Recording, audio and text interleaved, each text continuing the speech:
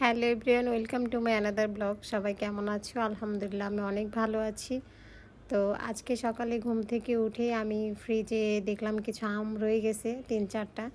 তো মেবি আমগুলো কেটে ফেললাম, এবং আম দিয়ে মুড়ি খেতে কিন্তু আমার অনেক ভালো লাগে। কার কেমন লাগে জানি না, বাট আম দিয়ে মুড়ি খেতে আমার অনেক ভালো লাগে। বিশেষ করে আম আসলে, বাসায় যদি থাকে আম, তাহলে কিন্তু আমি মুড়ি দিয়ে আম দিয়ে সকালবেলা ব্রেকফাস্টটাই সেরে ফেলি। তো আজকে সকালে আম দিয়ে মুড়ি দিয়ে খেয়ে তারপরে চলে গেলাম। আজকে তোমাদের সাথে একদম সিম্পল একটা রান্নার রেসিপি শেয়ার করব। সেটা হচ্ছে ডাল রান্না।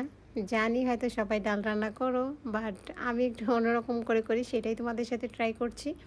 তো ডালগুলোকে আমি ভালো করে আগে সিদ্ধ করে নিয়েছি। নিয়ে তারপরে এখানে পেঁয়াজ, মরিচ এবং শুকনো মরিচ কিছু ছিল আমার রুমে, ভাবলাম দিয়ে দিই, ফ্লেভারটা একটু ভালো আসবে। এই কারণে তো এখানে দেওয়ার পরে ভাজা সুন্দর করে নিছি, এবং ব্রাউন কালার যতক্ষণ না হয় ততক্ষণ আমি অবধি এগুলো ভেজে নিছি। নেওয়ার পরে দেখা যাচ্ছে এখানে আমি রসুন বাটা আর শুধু জিরা বাটাটাই দিছি, আর কোনো বাটা দিব না, যেহেতু ডালে বেশি ফোড়ন দেওয়া লাগে না। তো আমি এখানে হলুদ, মরিচের গুঁড়া, ধনিয়া গুঁড়া, তারপরে লবণ সব কিছু সুন্দর করে অ্যাড করে দিয়ে এটাকে আমি ভালো করে একদম কষায় নিব। এবং এটা এতক্ষণই কষাতে হবে যতক্ষণ না তেলটা ওপরে না ওঠে, কেননা এই মশলাটা কষানোর পরেই ডালটা আমি ঢেলে দিব। তো মশলাটা এখানে কষানো শেষ প্রায়। দেখো কত সুন্দর লাগতেছে, মশলার কালারটা কিন্তু অনেক ভালো লাগে মেবি যখন তেলটা উপরে উঠে আসে তখন। তো আমি এখানে ডালগুলো দিয়ে ফেলছি। দেওয়ার পরে ডালগুলো আমি এখন নাড়াচাড়া করব। এখানে ঘোটার একদমই দরকার নেই, কেননা এটা নাড়াচাড়া করতে করতে ডালগুলো একদম গলে যাবে, যেহেতু আমি ডালগুলোকে আগেই সিদ্ধ করে নিয়েছিলাম। আর এভাবে ডালটা রান্না করলে আমার কাছে মনে হয় যে অনেক টেস্ট লাগে। তো আমি ডালগুলোকে সুন্দর করে এখন নাড়াচাড়া করে নেব। অনেক সময় নিয়ে কষাইছি, কেননা ডালে যে এক্সট্রা পানিটা আছে সেটা শুকাই গেছে।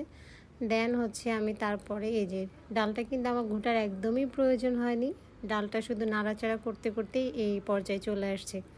তো যদি এতটুকু যদি মিহি হয় তাহলে তো আমি মনে করি ঘুটের কোনো প্রয়োজনই নাই। তো আমি পরিমাণ মতো এখানে পানি দিয়ে দিলাম ডালটা কষানোর পরে। দেন পানি দেওয়ার পরে এটা জাল করে তারপরে দেখা যায় আমি এখানে পোড়ংটা দিয়েই ফেলবো।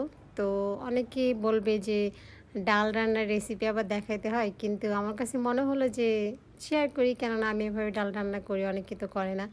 তো তারপরে আমি ডালে যখন বলক চলে আসছে তখন আমি এখানে ভেজে রাখা ডিমগুলো দিছি। আমি এখানে 3টা ডিম ভেজে রাখছি, এবং ডালের সাথে এই ডিমগুলো খেতে না আমার কাছে খুবই ভালো লাগে।